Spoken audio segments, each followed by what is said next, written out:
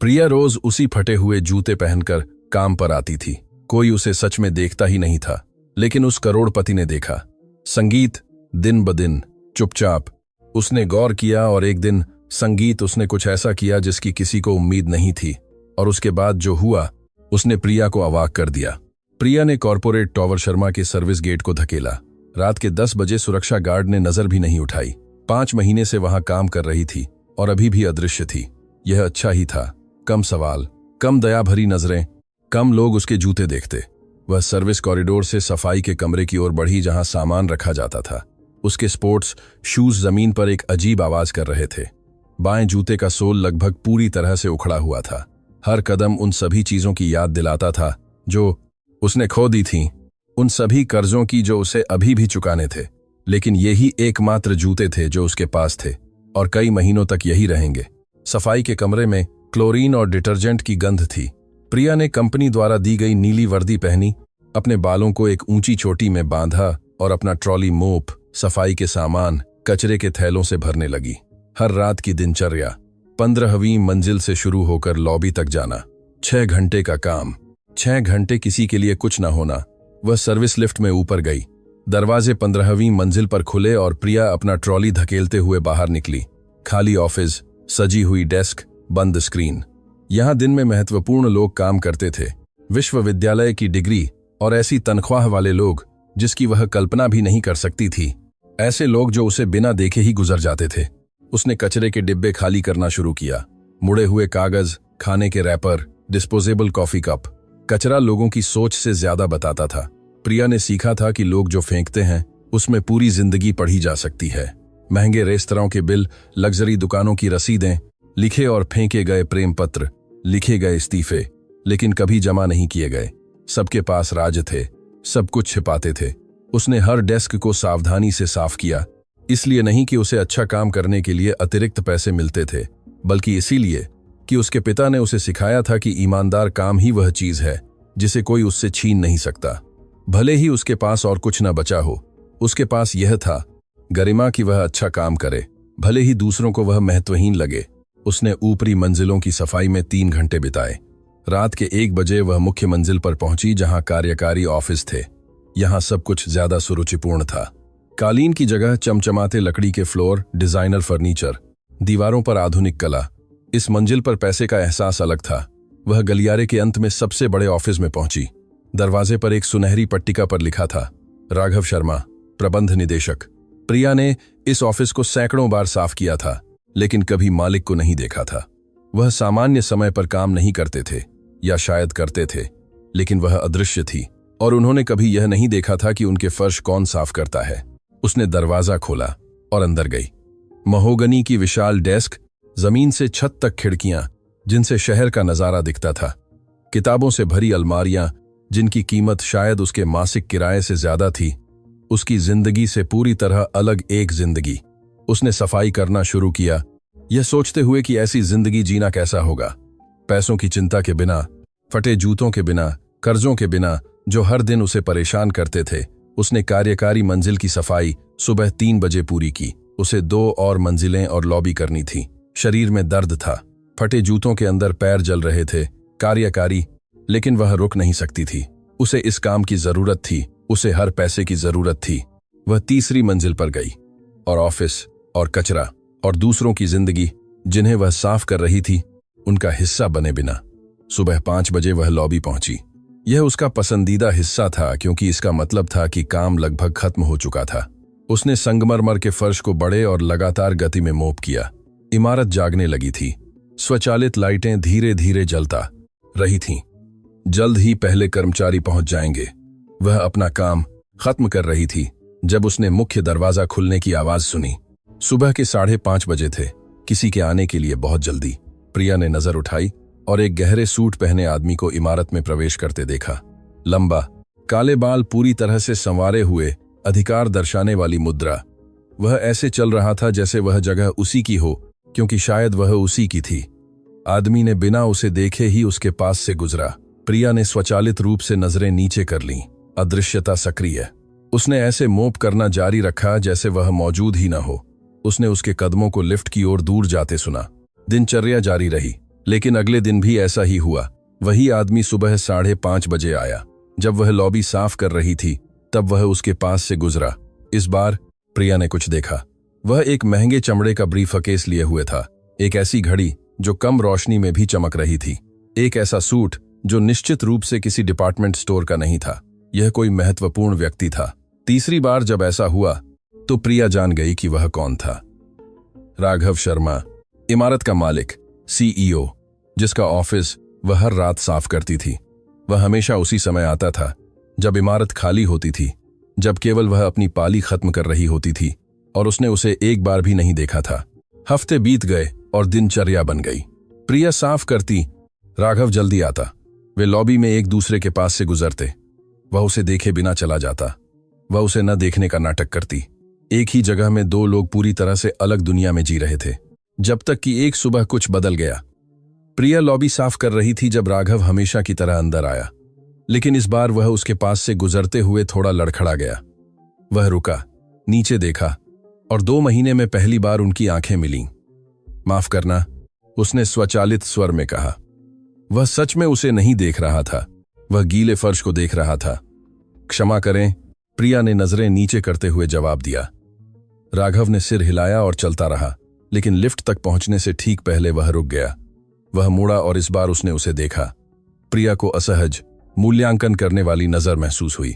उसने अपने मुंह पर ध्यान केंद्रित किया, न देखने का नाटक करते हुए उसने उसके कदमों को वापस आते सुना। उसका दिल बिना किसी स्पष्ट कारण के तेज हो गया। माफ कीजिए, राघव ने अब और करीब आकर कहा। प्रिया ने बुनियादी शिष्टाचार के कारण मजबूर होकर नजरें उठाईं। शुभ प्रभात, उसने तटस्थ स्वर में जवाब दिया। राघव ने उसके पैरों की ओर इशारा किया। आपके जूते फटे हुए हैं। यह सवाल नहीं था, यह एक सीधी, बिना घुमावदार टिप्पणी थी। प्रिया को गर्मी गर्दन तक चढ़ती महसूस हुई। मुझे पता है, सर।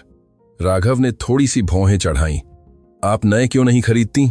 सवाल उसे थप्पड़ की तरह लगा, दुर्भावना से नहीं, बल्कि निहित अज्ञानता के कारण, क्योंकि स्पष्ट रूप से यह आदमी नहीं समझता था कि उसके जैसे लोगों के लिए नए जूते खरीदना कोई सरल निर्णय नहीं था।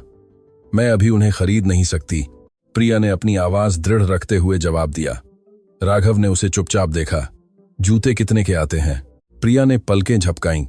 निर्भर करता है सर, अच्छे वाले शायद 1,500 रुपये। राघव ने अपना बटुआ निकाला। प्रिया को अपने सीने में अपमान महसूस हुआ। नहीं सर, कृपया। लेकिन राघव पहले से ही नोट निकाल रहा था। लीजिए, नए जूते खरीद लीजिए। आप ऐसे काम नहीं कर सकती। उसने 2,000 उसकी ओर बढ़ाए। प्रिया ने पैसे देखे। 2,000, जिसकी उसे सख्त जरूरत थी। 2,000 जो तत्काल समस्या का समाधान कर देंगे। 2,000 जो यह भी पुष्टि करेंगे कि वह वही थी जो यह आदमी देखता था, एक गरीब सफाई कर्मचारी जिसे दान की जरूरत थी। नहीं, धन्यवाद सर, प्रिया ने शांत लेकिन दृढ़ आवाज में कहा। राघव ने भौहें ऊपर उठाईं, आश्चर्यचकित होकर। कैसे नहीं? आपको स्पष्ट रूप से जूतों की जरूरत है। मुझे उनकी जरूरत है। हाँ, प्रिया ने अपने सीने में कुछ जलता हुआ महसूस करते हुए जवाब दिया। लेकिन ऐसे नहीं। राघव ने उसे भ्रमित होकर देखा। मैं समझ नहीं रहा। प्रिया ने मोब को कसकर पकड़ा, पूरे सम्मान के साथ। सर, आप मुझे नहीं जानते। आप नहीं जानते कि मैं ये जूते क्यों पहनती हूं। आप नहीं जानते कि ये मेरे लिए क्या मायने रखते हैं। और मुझे ऐसे पैसे की पेशकश करना जैसे यह दान हो, मदद नहीं है, यह संरक्षकता है। खामोशी घनी थी। राघव ने धीरे धीरे पैसे वापस रखे। किसी ने उससे इस तरह बात नहीं की थी। उसकी अभिव्यक्ति में आश्चर्य, कुछ अपमान, लेकिन जिज्ञासा भी दिख रही थी। मैं आपको अपमानित नहीं करना चाहता था, उसने आखिरकार कहा। मैं तो बस मदद करने की कोशिश कर रहा था। मुझे पता है, प्रिया ने जवाब दिया, लेकिन मुझे मदद की जरूरत नहीं है। मुझे मेरी उचित तनख्वाह की जरूरत है, बस। बाकी मैं खुद हल कर लूंगी। राघव ने धीरे से सिर हिलाया। मैं समझ गया, माफ करना, और बिना कुछ और कहे लिफ्ट की ओर चला गया। प्रिया ने उसे जाते देखा, अपने पैरों को कांपते हुए महसूस किया। उसने अभी अभी 2,000 ठुकरा दिए थे जिनकी उसे जरूरत थी। उसने अभी अभी इमारत के मालिक से इस तरह बात की थी। शायद उसने अभी अभी अपनी नौकरी खो दी थी, लेकिन वह स्वीकार नहीं कर सकती थी। ऐसे नहीं, जब वह महीनों से दूसरे के छोड़े हुए कर्ज चुका रही थी, जब हर कमाया हुआ पैसा खुद के प्रयासों से था, जब उसके पास केवल उसकी गरिमा बची थी। संगीत, ये फटे जूते उसकी याद दिला रहे थे उसकी प्रतिज्ञा थे। वह फिर कभी किसी से कुछ भी स्वीकार नहीं करेगी जो निहित शर्तों के साथ आए। वह फिर कभी आंखें मूंद कर विश्वास नहीं करेगी। उसने कांपते हाथों से लॉबी की सफाई खत्म की। उसने अपना सामान रखा, कपड़े बदले, इमारत से इस उम्मीद में निकली कि यह आखिरी बार होगा संगीत, लेकिन उसे काम की जरूरत थी। उसने प्रार्थना की कि उसने सब कुछ बर्बाद न किया हो। उस रात वह यह सोचकर वापस आई कि उसे नौकरी से निकाल दिया जाएगा, लेकिन कुछ नहीं हुआ। गार्ड ने उसे हमेशा की तरह अंदर जाने दिया। उसने हमेशा की तरह सफाई की। अगली सुबह राघव हमेशा की तरह 5:30 बजे आया। उसके पास से गुजरा, कुछ नहीं कहा, उसे देखा भी नहीं। प्रिया को अजीब सी राहत मिली, साथ में एक अजीब सा निराशा का एहसास भी। शायद उसने उम्मीद की थी। क्या उम्मीद की थी उसे नहीं पता था। अगले दिन भी ऐसे ही रहे। राघव आता, प्रिया साफ करती, वे बिना बात किए एक दूसरे के पास से गुजरते, लेकिन कुछ बदल गया था। अब जब वह गुजरता तो वह ध्यान देती कि वह उसे तिरछी नजर से, जल्दी से देखता, जैसे वह कुछ सोच रहा हो, जैसे दूसरे दिन की बातचीत उसके दिमाग में अभी भी गूंज रही हो। एक हफ्ते बाद प्रिया लॉबी साफ कर रही थी जब राघव आया। इस बार वह 2 कॉफी लिए हुए था। वह उसके सामने रुका, उसे एक बढ़ा दिया। यह पैसे नहीं हैं, उसने कहा, बस कॉफी है। प्रिया ने कप देखा। मुझे नहीं पता कि मुझे स्वीकार करना चाहिए या नहीं सर। इसमें कोई शर्त नहीं है, राघव ने जवाब दिया। मैंने बस सोचा कि शायद आपको इस समय उतनी ही कैफीन की जरूरत है जितनी मुझे। प्रिया ने धीरे से कॉफी ली। धन्यवाद, राघव ने सिर हिलाया। आपका नाम क्या है? प्रिया। और आप मिस्टर शर्मा हैं? राघव थोड़ा मुस्कुराया। राघव, ठीक है। प्रिया ने कॉफी का घूंट लिया। यह एकदम सही थी, गर्म, तेज, ठीक वही जो उसे चाहिए थी। राघव वहीं खड़ा रहा, जैसे उसे और कुछ कहना नहीं आता हो। आखिरकार उसने बात की, मैं अभी भी जूतों के बारे में आपकी बात सोच रहा हूं। प्रिया ने उसे देखा। और आप सही हैं, मैं आपको नहीं जानता, मैं आपकी कहानी नहीं जानता। यह अहंकारी था, यह सोचना कि मैं आपकी समस्या को पैसे से हल कर सकता हूं। प्रिया ने अपने सीने में कुछ ढीला पड़ता महसूस किया। यह अहंकार नहीं था सर राघव, यह बस एक विशेष अधिकार था कि यह न जानना कि हम में से कुछ के लिए फटे जूते एक सचेत चुनाव होते हैं। राघव ने भौहें चढ़ाईं। चुनाव? प्रिया ने सिर हिलाया। ये जूते मुझे याद दिलाते हैं कि मैंने गलत व्यक्ति पर भरोसा किया, कि उन्होंने मुझे ऐसे कर्ज में छोड़ दिया जो मेरे नहीं थे, कि मैं सब कुछ खोने के कगार पर थी। ये मुझे फिर कभी भोली न बनने की याद दिलाते हैं। राघव ने उसे चुपचाप देखा। उसकी आंखों में कुछ ऐसा था जिसे प्रिया समझ नहीं पाई, शायद सम्मान या समझ। आप पर कितना कर्ज है? उसने पूछा। प्रिया ने पलकें झपकाईं। माफ कीजिए, कर्ज कितना? प्रिया ने कॉफी का कप कसकर पकड़ा। आप क्यों जानना चाहते हैं? क्योंकि अगर आप मेरी मदद ठुकरा रहे हैं तो मैं कम से कम यह समझना चाहता हूं कि आपके लिए यह अकेले करना इतना महत्वपूर्ण क्यों है। 5 लाख रुपये, प्रिया ने जवाब दिया। मैंने पहले ही 5 लाख चुका दिए हैं, 1 लाख बाकी हैं। इस गति से मैं उन्हें 8 महीनों में खत्म कर दूंगी। राघव ने धीरे से सीटी बजाई। यह बहुत ज्यादा है। प्रिया ने सिर हिलाया। इसलिए मैं फटे जूते पहनती हूं। हर पैसा उस कर्ज में जाता है। जब खत्म हो जाएगा तो मैं नए जूते खरीदूंगी, उससे पहले नहीं। राघव ने उसे देखा। यह अनुशासन है या जिद्दीपन? दोनों, प्रिया ने मुस्कान के साथ जवाब दिया। राघव भी मुस्कुराया। शायद दोनों। वे एक खाली लॉबी में कॉफी साझा करते हुए चुपचाप बैठे रहे, जबकि बाहर शहर जाग रहा था। सुबह की कॉफी एक दिनचर्या बन गई। राघव 5:30 बजे 2 कप लेकर आता। प्रिया लॉबी की सफाई खत्म करती। वे खिड़कियों के पास बेंच पर बैठते और बातें करते जबकि शहर जागता था। 15 मिनट, कभी कभी 20, आधे घंटे से ज्यादा कभी नहीं, क्योंकि राघव की मीटिंग होती थी और प्रिया को अपनी पाली खत्म करनी होती थी।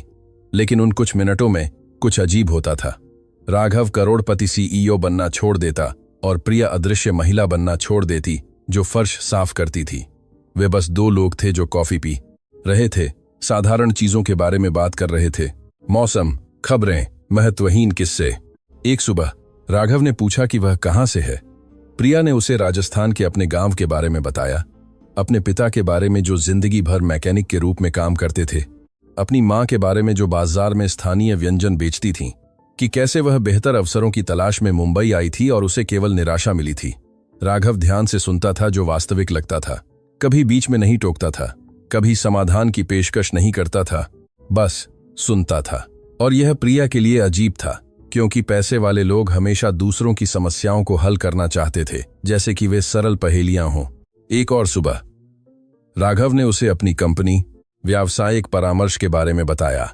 वह बड़ी कंपनियों को प्रक्रियाओं को अनुकूलित करने में मदद करता था। प्रिया उसकी आधी बातें भी नहीं समझती थी, लेकिन उसे उसकी बातें सुनना पसंद था। उसमें जुनून था, जो वह करता था उस पर गर्व था। उसके लिए यह सिर्फ पैसा नहीं था, यह कुछ बनाना था। और आप? राघव ने एक सुबह पूछा। क्या आप हमेशा सफाई में काम करना चाहती थीं? सवाल संरक्षकता भरा नहीं लगा, जिज्ञासु लगा। प्रिया ने सिर हिलाया। मैंने 2 साल अकाउंटेंसी की पढ़ाई की। मैंने विश्वविद्यालय छोड़ दिया जब मैं किसी ऐसे व्यक्ति से मिली जिसने मुझे विश्वास दिलाया कि प्यार डिग्री से ज्यादा महत्वपूर्ण है। पता चला कि मैं गलत थी। राघव ने एक पल के लिए कुछ नहीं कहा। आखिरकार उसने बात की। वह जिसने आपको कर्ज में छोड़ दिया? प्रिया ने सिर हिलाया। मेरे नाम पर क्रेडिट कार्ड ले लिए। जब वसूली करने वाले आए तो वह गायब हो गया। अपना मोबाइल बंद कर दिया, शायद शहर बदल दिया, और मैं 5 लाख रुपये के कर्ज के साथ रह गई जो मैंने खर्च नहीं किए थे। यह धोखाधड़ी है, राघव ने कहा। आप मुकदमा कर सकती थीं। प्रिया ने बिना हास्य के हंसी। किस पैसे से?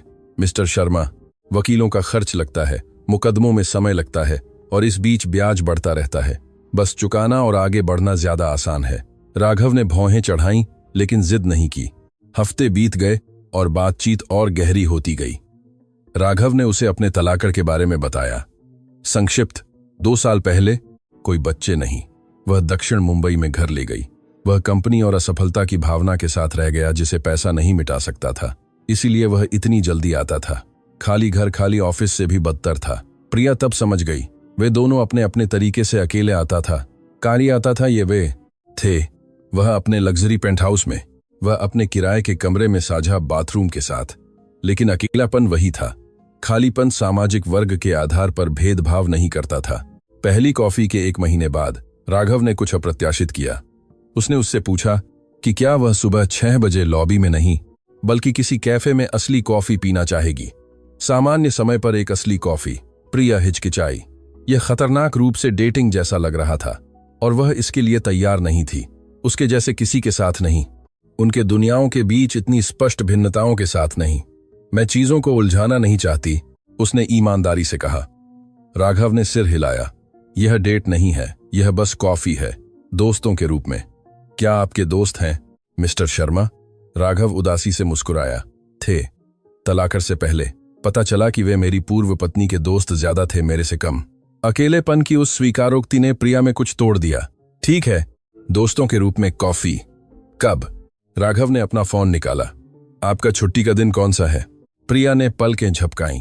मेरे कोई छुट्टी के दिन नहीं है। मैं रात में यहां काम करती हूं, सुबह में 2 घरों की सफाई करती हूं, सप्ताहांत में दूसरों के कपड़े धोती हूं। मुझे कर्ज चुकाने के लिए हर पैसे की जरूरत है। राघव ने उसे ऐसी अभिव्यक्ति के साथ देखा जिसे प्रिया समझ नहीं पाई। आप कब सोती हैं? प्रिया ने कंधे उचकाए। 4 घंटे, 5। अगर किस्मत अच्छी हो तो पर्याप्त है। राघव ने फोन रख दिया। यह जिंदगी नहीं है, यह जीवित रहना है। प्रिया ने उसे सीधे देखा। यह वही जिंदगी है जो मेरे पास है, मिस्टर शर्मा। हम सब छुट्टी के दिन और सामान्य समय पर कॉफी पीने का आनंद नहीं उठा सकते। यह कड़वाहट से नहीं, बल्कि वास्तविकता से कहा गया था। राघव इसे समझ गया क्योंकि उसने जिद नहीं की, लेकिन उसकी अभिव्यक्ति में कुछ बदल गया, शायद दृढ़ संकल्प या चिंता। अगले दिन जब राघव आया तो वह हमेशा की तरह कॉफी लाया, लेकिन कुछ और भी लाया था। एक फाइल। उसने उसे उनके बीच बेंच पर रख दिया। यह क्या है? प्रिया ने पूछा। राघव ने जवाब देने से पहले अपनी कॉफी का घूंट लिया। मैंने एचआर से बात की। हमारे पास अकाउंटेंसी में एक रिक्ति है। शुरुआती स्तर, ऑफिस का समय सुबह 9 से शाम 6 बजे, सप्ताहांत की छुट्टी, मासिक वेतन 30,000। प्रिया का दिल तेज हो गया। उसने फाइल खोली। नौकरी का विवरण, आवश्यकताएं, लाभ, सब कुछ वास्तविक, सब कुछ आकर्षक। उसने धीरे से फाइल बंद कर दी। मैं इसे स्वीकार नहीं कर सकती। क्यों नहीं? राघव ने पूछा। क्योंकि आप मुझे पद की पेशकश कर रहे हैं। यह भाई भतीजावाद है, योग्यता के आधार पर नहीं। राघव ने सिर हिलाया। मैं आपको एक वास्तविक रिक्ति के बारे में जानकारी दे रहा हूं। यदि आप आवेदन करना चाहती हैं तो सामान्य प्रक्रिया से गुजरें। साक्षात्कार, परीक्षाएं, HR मूल्यांकन। मैं हस्तक्षेप नहीं करूंगा। यदि वे आपको नियुक्त करते हैं तो यह इसलिए है क्योंकि आप अच्छे हैं। यदि नहीं तो कम से कम आपने कोशिश की। प्रिया ने उसकी अभिव्यक्ति का अध्ययन किया, चाल ढूंढ रही थी। उसे कोई नहीं मिली, केवल ईमानदारी। आप ऐसा क्यों कर रहे हैं? क्योंकि आपने अकाउंटेंसी की पढ़ाई की। क्योंकि आप फर्श साफ करते हुए अपनी क्षमता बर्बाद कर रही हैं, जबकि आप अपने दिमाग का उपयोग कर सकती हैं। क्योंकि आप इस चक्र से बाहर निकलने का अवसर डिजर्व करती हैं। प्रिया की आंखों में आंसू जलने लगे। उसने फ्रंट करती हैं कि अकाउंटेंसी की पढ़ाई की। उन्हें रोका। और अगर मैं प्रक्रिया पास नहीं कर पाई तो आप यहां सफाई करती रहेंगी और मैं आपको कॉफी खरीदता रहूंगा। राघव ने जवाब दिया, कुछ नहीं बदलेगा। प्रिया ने फाइल ली। मैं सोचूंगी। राघव ने सिर हिलाया। अपना समय लें, लेकिन जान लें कि एकमात्र आवश्यकता पूर्व अनुभव या अकाउंटेंसी में पढ़ाई है। आप योग्य हैं। उस रात प्रिया सफाई पर ध्यान केंद्रित नहीं कर पाई। वह नौकरी का विवरण बार बार पढ़ती रही।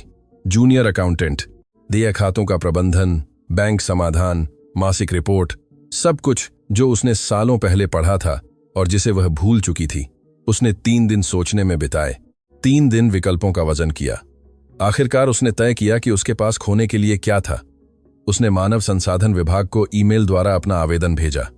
उसने राघव का उल्लेख नहीं किया। उसने उसके नाम का संदर्भ के रूप में उपयोग नहीं किया। उसने किसी भी बाहरी उम्मीदवार की तरह आवेदन किया। 1 हफ्ते बाद उसे फोन आया। पहला साक्षात्कार गुरुवार के लिए निर्धारित था।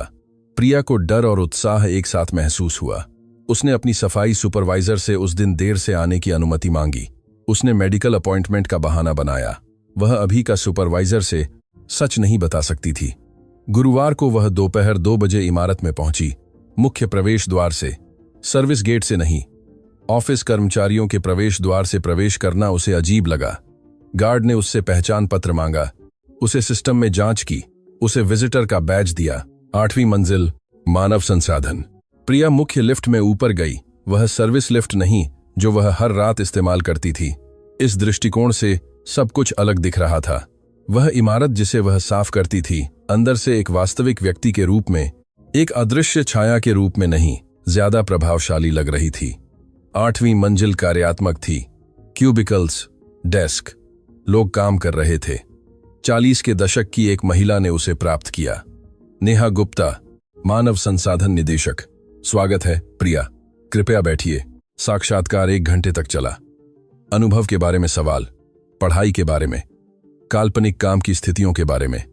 प्रिया ने यथासंभव अच्छा जवाब दिया। ईमानदार, सीधा, सच्चाई को संवारने के बिना। उसने उल्लेख किया कि उसने विश्वविद्यालय छोड़ दिया था। उसने उल्लेख किया कि वह महीनों से सफाई में काम कर रही थी। उसने किसी भी चीज के बारे में झूठ नहीं बोला। नेहा नोट्स लेते हुए सुन रही थी। अंत में उसने अपनी फाइल में आना के साथ बंद की। आपके पास 2 साल की पढ़ाई है, लेकिन आपने पूरी नहीं की। संगीत, यह एक कमी है। हालांकि आपका सैद्धांतिक ज्ञान ठोस है। उत्तर सही थे। हमें एक व्यावहारिक परीक्षा लेनी होगी। क्या आप कल सुबह 10 बजे उपलब्ध हैं? प्रिया को आशा महसूस हुई। हाँ मैडम, मैं यहां रहूंगी। नेहा ने सिर हिलाया। उत्तम, हम आपको ईमेल द्वारा विवरण भेज देंगे। प्रिया उस ऑफिस से ऐसा महसूस करते हुए निकली जैसा उसने सालों से महसूस नहीं किया था। संभावना। उस रात जब राघव कॉफी के साथ आया, प्रिया ने उसे बताया, मेरा साक्षात्कार हुआ। कल मेरी व्यावहारिक परीक्षा है। राघव मुस्कुराया। कैसा रहा? अच्छा, मुझे लगता है। मुझे नहीं पता। मैं घबराई हुई हूं। यह सामान्य है, राघव ने जवाब दिया। प्रिया ने उसे देखा। आप जानते थे कि मुझे बुलाया जाएगा? राघव ने इनकार किया।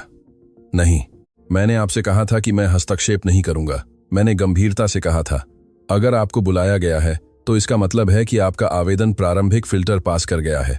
बाकी आप पर निर्भर करता है। प्रिया उसे विश्वास करना चाहती थी और उसका एक हिस्सा उस पर विश्वास करता था। राघव ने अब तक झूठ नहीं बोला था। शुरू करने का कोई कारण नहीं था। धन्यवाद, उसने बस कहा। क्यों? राघव ने पूछा। जानकारी के लिए, प्रोत्साहन के लिए, यह विश्वास करने के लिए कि मैं आपकी फर्श साफ करने वाली महिला से ज्यादा कुछ हो सकती हूं। राघव ने उसे गंभीरता से देखा। आप हमेशा उससे ज्यादा थीं प्रिया। आपको बस याद दिलाने की जरूरत थी। अगले दिन प्रिया परीक्षा के लिए समय पर पहुंची। उसे एक्सेल के साथ एक कंप्यूटर दिया गया। व्यावहारिक मामले, समाधान, गणनाएं, रिपोर्ट। उसने 3 घंटे तक ध्यान केंद्रित करके काम किया, जो उसने सालों पहले सीखा था और जिसे वह भूल चुकी थी, उसका उपयोग करते हुए। जब उसने काम खत्म किया, नेहा ने उसका काम जांचने में 20 मिनट लगाए, जो अनंत काल जैसे लगे। आखिरकार उसने नजर उठाई। 92% सटीकता। यह उत्कृष्ट है। प्रिया के पैरों में कंपन महसूस हुआ। सच में? नेहा ने सिर हिलाया। हमें संदर्भों की जांच करनी होगी और पृष्ठभूमि सत्यापन करना होगा, लेकिन अगर सब कुछ साफ निकलता है तो पद आपका है। आप महीने की 1 तारीख से शुरू करेंगी। 2 हफ्ते। प्रिया उस इमारत से बादलों पर चलते हुए निकली। उसे विश्वास नहीं हो रहा था, वह पास हो गई थी। उसने अपनी योग्यता के आधार पर नौकरी प्राप्त की थी। दान से नहीं, दया से नहीं, क्षमता से। उस रात उसने नई ऊर्जा के साथ सफाई का काम किया, यह जानते हुए कि 2 हफ्ते में यह आखिरी बार होगा, कि 2 हफ्ते में वह एक ऑफिस कर्मचारी के रूप में मुख्य दरवाजे से प्रवेश करेगी, कि 2 हफ्ते में उसकी जिंदगी बदल जाएगी। जब अगली सुबह राघव आया, प्रिया ने उसे खबर दी, मैं पास हो गई, मैं 2 हफ्ते में शुरू कर रही हूं। राघव वास्तविक रूप से मुस्कुराया, बधाई हो, आपने इसे कमाया। प्रिया को खुशी के आंसू महसूस हुए। सब कुछ के लिए धन्यवाद। राघव ने सिर हिलाया, मैंने कुछ नहीं किया, आपने काम किया। वे कॉफी पीते हुए चुपचाप बैठे रहे, लेकिन यह एक अलग तरह की चुप्पी थी, आरामदायक, संभावना से भरी। राघव ने आखिरकार बात की, जब आप शुरू करेंगी तो हमें सुबह की कॉफी छोड़नी पड़ेगी। यह उचित नहीं होगा, मैं तकनीकी रूप से आपका बॉस हूं। प्रिया को निराशा महसूस हुई। आप सही हैं। राघव ने उसे देखा, लेकिन शायद हम उस असली कॉफी को दोस्तों के रूप में पी सकते हैं। इमारत के बाहर, काम के समय के बाहर। प्रिया मुस्कुराई, मुझे अच्छा लगेगा। राघव भी मुस्कुराया, मुझे भी। और सालों में पहली बार प्रिया ने महसूस किया कि शायद, बस शायद, जिंदगी सिर्फ जीवित रहने से ज्यादा कुछ हो सकती है। शायद वह जी सकती थी, शायद वह फिर से भरोसा कर सकती थी, शायद ये फटे जूते जल्द ही एक अलमारी में आराम कर सकते थे, जो उसकी जीत की याद दिलाते, न कि उन जंजीरों की जो उसे परिभाषित करती थीं। 2 हफ्ते, बस 2 और हफ्ते, और सब कुछ बदल जाएगा। 2 हफ्ते घबराहट और तैयारी के धुंधलेपन में बीत गए। प्रिया ने बाजार से 2 नई कुर्तियां खरीदी, कुछ भी शानदार नहीं, लेकिन प्रेजेंटेबल, सावधानी से इस्त्री की हुई। वे लगभग पेशेवर लग रही थीं। उसने एक काली ड्रेस पैंट भी खरीदी, जो उसे अच्छी लगती थी, हालांकि उसका हेम थोड़ा ढीला था। उसने रात में सफाई की पाली खत्म करने के बाद खुद ही सुई धागे से उसे ठीक किया। जूते वही थे, फटे हुए, घिसे हुए, लेकिन अब पूरा कर्ज चुकाने में केवल 6 हफ्ते का भुगतान बाकी था। 6 और हफ्ते, और वह नए जूते खरीद सकती थी। वह इंतजार कर सकती थी। उसने इतना इंतजार किया था कि 6 और हफ्ते कुछ भी नहीं थे। इमारत की सफाई की उसकी आखिरी रात अजीब थी। प्रिया ने उन्हीं फर्श पर मोप किया जो उसने महीनों से साफ किए थे, एक अप्रत्याशित उदासीनता महसूस करते हुए। इस काम ने उसे बचाया था जब उसके पास और कुछ नहीं था।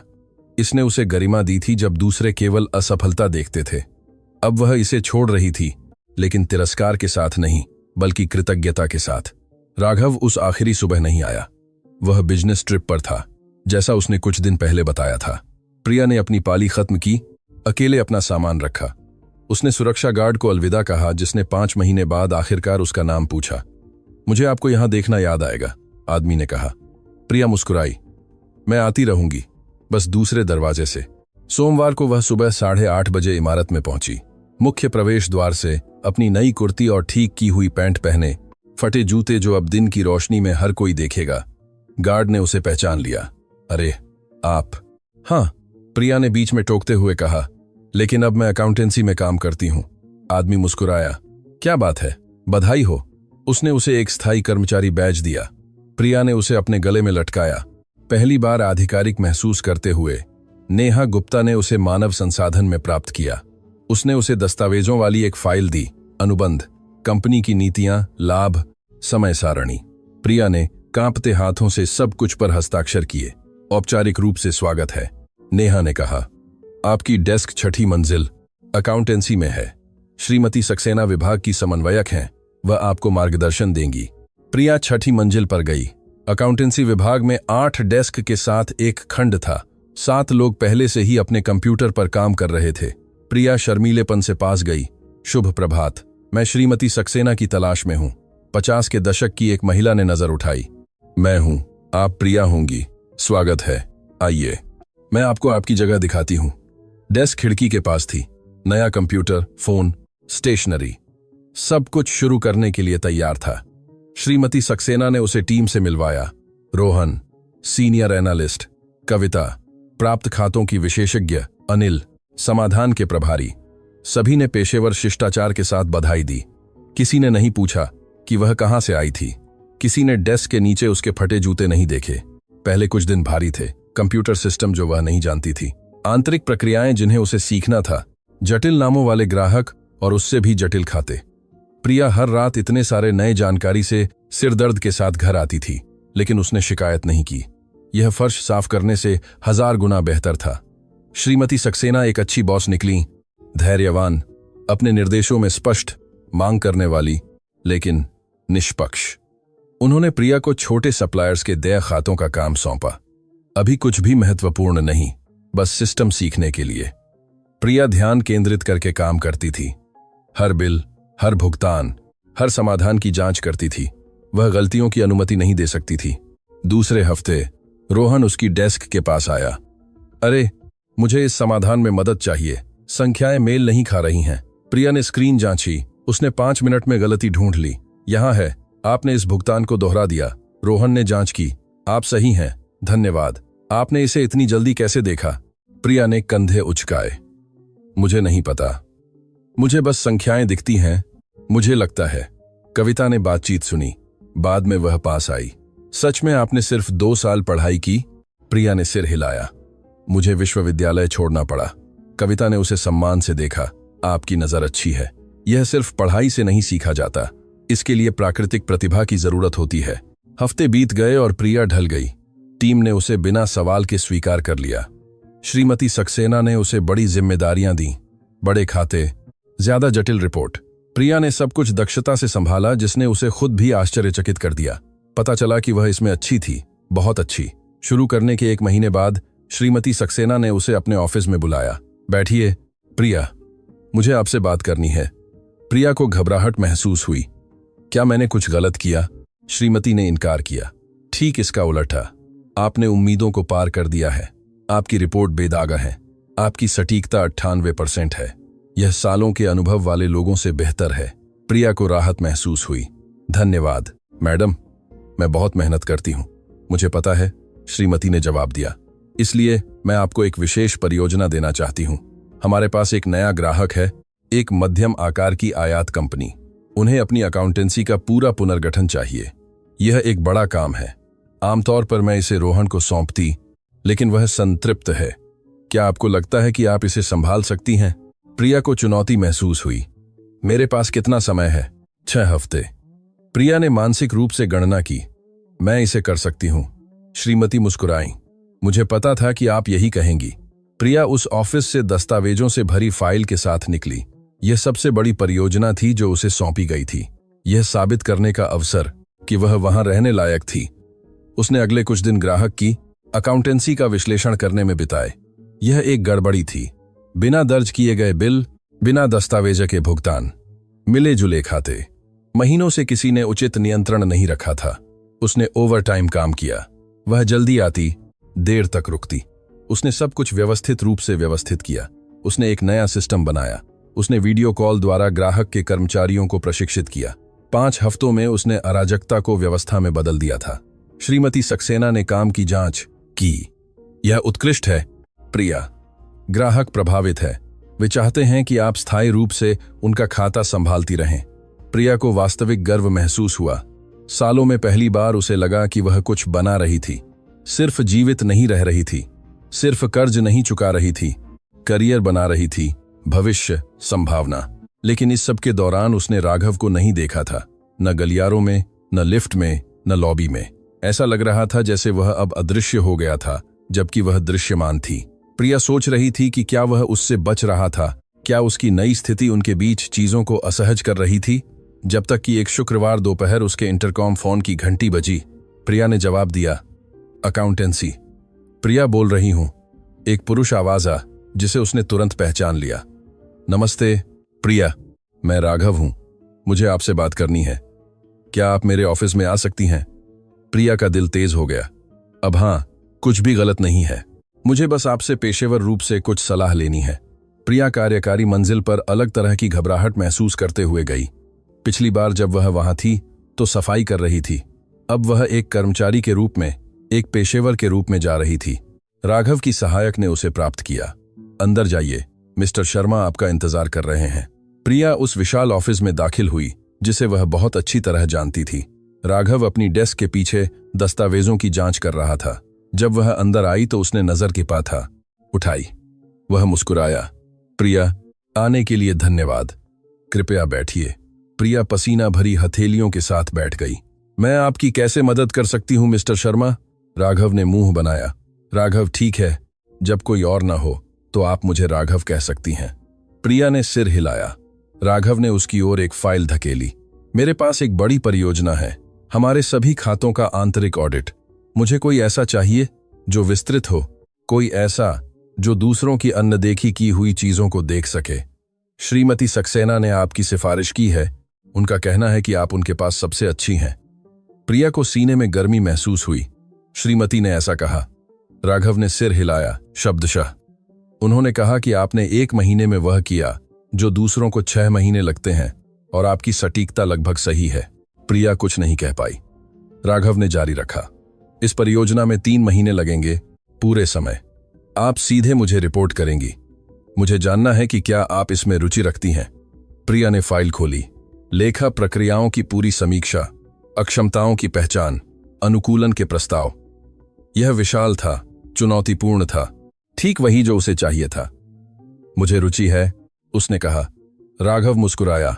उत्तम, आप सोमवार से शुरू करेंगी। प्रिया ने सिर हिलाया। एक सवाल, हाँ, क्या आपने श्रीमती सक्सेना को मेरी सिफारिश करने के लिए प्रभावित किया? राघव ने उसे गंभीरता से देखा।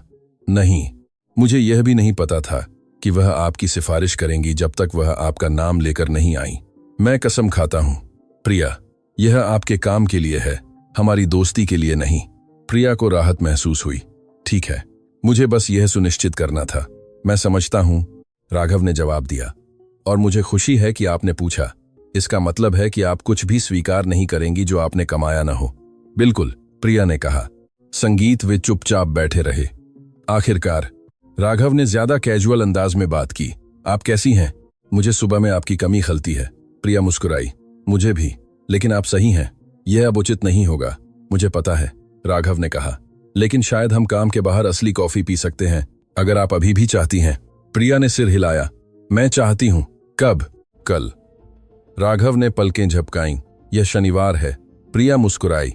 मुझे पता है, अब मेरे पास सप्ताहांत की छुट्टी होती है, याद है? राघव वास्तविक रूप से मुस्कुराया। मैं कैसे भूल सकता हूं। ठीक है, कनॉट प्लेस में एक छोटा सा कैफे है जो मुझे पसंद है, मैं आपको पता भेज दूंगा। प्रिया खड़ी हो गई। मैं वहां रहूंगी। वह उस ऑफिस से अपने पेट में तितलियां महसूस करते हुए निकली। यह पेशेवर नहीं था, यह व्यक्तिगत था, और उसे व्यक्तिगत से डर लगता था, लेकिन वह कोशिश भी करना चाहती थी। शनिवार को वह कैफे में 15 मिनट पहले पहुंची। एक छोटी, आरामदायक जगह, लकड़ी की मेजें, ताजी बेक्ड ब्रेड की गंध। राघव 5 मिनट बाद आया। जीन्स, कैजुअल शर्ट, बिना सूट, बिना टाई। वह अलग दिख रहा था, ज्यादा युवा, ज्यादा सुलभ। वे खिड़की के पास बैठ गए। कॉफी और पेस्ट्री ऑर्डर की। बातचीत स्वाभाविक रूप से प्रवाहित हुई। बॉस कर्मचारी का कोई तनाव नहीं, बस 2 लोग एक दूसरे को बेहतर तरीके से जान रहे थे। राघव ने उसे अपने परिवार के बारे में बताया। रिटायर्ड माता पिता जो जयपुर में रहते थे, 3 बच्चों के साथ एक शादीशुदा बहन, भतीजे जिन्हें वह बहुत प्यार करता था, लेकिन काम के कारण कम देख पाता था। प्रिया ने उसे अपनी मां के बारे में बताया, जो राजस्थान में थी, कि वह हर महीने उसे पैसे कैसे भेजती थी, कि अब उसकी स्थिति सुधरने पर जल्द ही उससे मिलने जाने की योजना है। उन्होंने 2 घंटे तक बात की, हंसे, किस्से साझा किए, समान पसंदों की खोज की। दोनों को नई फिल्मों से ज्यादा पुरानी फिल्में पसंद थीं। दोनों को रेगेटन संगीत शैली से नफरत थी, लेकिन वे उसे सुनते थे क्योंकि यह अपरिहार्य था। दोनों को वड़ा पाव पसंद था, सरल चीजें जो संबंध बनाती थीं। जब वे कैफे से बाहर निकले, राघव ने पूछा, क्या हम इसे फिर से कर सकते हैं? प्रिया ने सिर हिलाया। मुझे अच्छा लगेगा। राघव मुस्कुराया। अच्छा, क्योंकि मुझे बहुत अच्छा लगा। मुझे भी, प्रिया ने स्वीकार किया। राघव हिचकिचाया। क्या मैं आपसे कुछ पूछ सकता हूं? आगे बढ़ो। जूते, क्या आप अभी भी उन्हें पहनती हैं? प्रिया ने नीचे देखा। हाँ, राघव ने भौहें चढ़ाईं। लेकिन अब आप बेहतर कमाती हैं, क्या आप नए नहीं खरीद सकती? प्रिया ने सिर हिलाया। मैं खरीद सकती हूं, लेकिन मुझ पर अभी भी 20,000 का कर्ज है। मैं 4 हफ्ते में भुगतान खत्म कर दूंगी। जब मैं आखिरी मासिक किश्त चुका दूंगी तब मैं नए जूते खरीदूंगी, उससे पहले नहीं। यह मेरे लिए महत्वपूर्ण है। राघव ने उसे कोमलता से देखा। मैं समझता हूं और मैं इसका सम्मान करता हूं। प्रिया को अपने सीने में कुछ हिलता हुआ महसूस हुआ, कुछ खतरनाक, विश्वास जैसा कुछ। वे एक साथ वहां तक चले जहां प्रिया मेट्रो लेती थी। राघव ने उसे छोड़ने की पेशकश की। प्रिया ने मना कर दिया। अभी नहीं, हमें समय दें। राघव समझ गया बिना उसके और ज्यादा समझाए। उन्होंने एक संक्षिप्त गले मिलकर विदा ली। सोमवार को मिलते हैं, राघव ने कहा। ऑफिस में, बॉस और कर्मचारी के रूप में। प्रिया मुस्कुराई। बॉस और कर्मचारी के रूप में, और फिर अगले शनिवार को सामान्य लोगों के रूप में। राघव ने जोड़ा, सामान्य लोगों के रूप में। प्रिया ने पुष्टि की। वह मेट्रो में यात्रा कर रही थी, खतरनाक रूप से खुशी जैसी भावना महसूस करते हुए। वह एक नई जिंदगी बना रही थी, एक ऐसा काम जिसे वह पसंद करती थी, एक बॉस जो उसका सम्मान करती थी, एक महत्वपूर्ण परियोजना और शायद, बस शायद, कोई ऐसा जो उसे सच में देखता था। एक कर्मचारी के रूप में नहीं, एक दान परियोजना के रूप में नहीं, एक बराबर के रूप में। कर्ज चुकाने में 4 हफ्ते बाकी थे, उस अध्याय को बंद करने में 4 हफ्ते, और तब वह अगले अध्याय को नए जूतों के साथ, एक खुले भविष्य के साथ, फिर से भरोसा करने की संभावना के साथ शुरू कर सकती थी। संगीत, अगर उसने हिम्मत की, अगर डर नहीं जीता, अगर राघव उससे अलग निकला जिसने उसे पहले चोट पहुंचाई थी, केवल समय ही बताएगा। आंतरिक ऑडिट परियोजना सोमवार को शुरू हुई। राघव ने उसे कार्यकारी मंजिल पर एक अस्थायी ऑफिस सौंपा।